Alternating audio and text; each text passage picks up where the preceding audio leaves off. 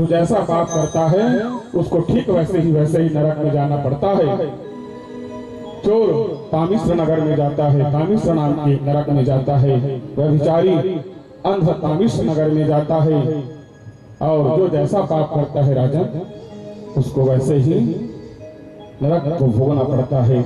तामिश्र, अंध तामिश्र, रौरव, महारौरव, कुंभीपाक, कालसूत्र, असिपत्रवण, सुकरमुख, अंधकूप, कृमि भोजन, कीड़ों का भोजन, संदस, सप्तसुरभि, व्रजकंठ सलमली,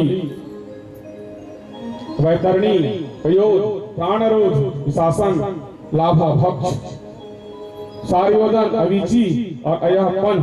हे राजन, इन नरक का नाम है, नरक है। और नरक का वर्णन सुन करके राजा परीक्षित में कांप जाता है।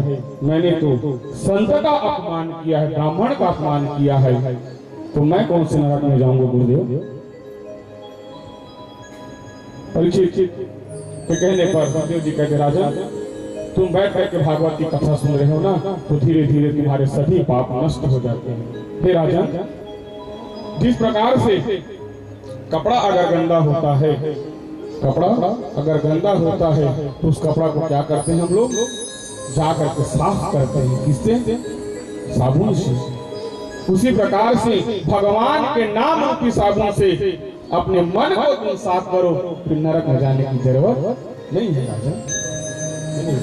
जितनी शक्ति राम में नहीं है राजन, जितनी शक्ति राम में नहीं है, उससे कहीं ज्यादा शक्ति भगवान के नाम में है। राम तो त्रेता युग में थे, राम त्रेता युग में थे, लेकिन त्रेता युग के बाद द्वापर युग और द्वापर युग के बाद कलयुग।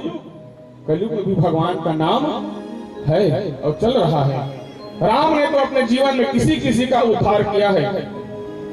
राम अपने जीवन में किसी किसी का उद्धार किया है, लेकिन भगवान के नाम ने तो इतनों का उद्धार कर दिया। काशी में तुलसीदास जी रहते थे, और काशी में तुलसीदास जी जब रहते थे, एक दिन तुलसीदास जी जो क्या कर रहे थे, गंगा में स्नान करने के लिए जा रहे थे। और गंगा में जब स्नान करने के लिए तुलसीदास जी जा रहे थे, उधर से क्या होता है, एक अर्थी आ रही थी। देखो अर्थी, चार लोग कंधे में रख करके अर्थी को राम नाम सत्य है, राम नाम सत्य करके ला रहे थे। उस समय सती प्रथा थी, पति के मर जाने के बाद पत्नी भी उसके साथ सती होती थी, तो प्रथा चल रही थी उस समय। पत्नी भी उसके पीछे पीछे जा रही थी सती होने के लिए। तुलसीदास जी को देखा, मरना तो है, एक बार प्रणाम तो कर लो।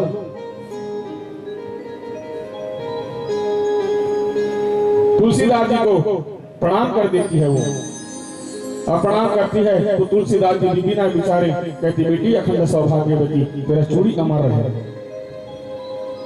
वो कहती है, महाराज अभी मेरा पति खत्म हुआ है और आप मुझे अखंड सौभाग्यवती होने का वरदान दे रहे हो।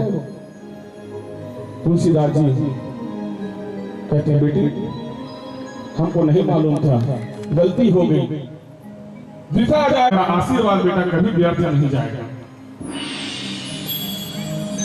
तुलसीदास को देखकर सती नवायो शीश, चूड़ी तेरा अमर रहे, दिनों यहाँ आशीष। तुलसीदास जी को आशीष दे दिया, तेरे चूड़ी अमर रहे। माँ कहती है, मेरा पति अभी खत्म हुआ, आप मुझे अखंड सौभाग्यवती का श्राप दे, आशीर्वाद करें। तुलसीदास जी ने कहा, मंगाओ उस मुर्दा। तुलसी मुर्दा मंगाई के सिर पर फेरो हाथ, मैं तो कुछ जाना नहीं, तुम जानो मेरे नाथ। उसके कान में 3 बार राम बोला, वो मुर्दा उठ करके खड़ा हो गया।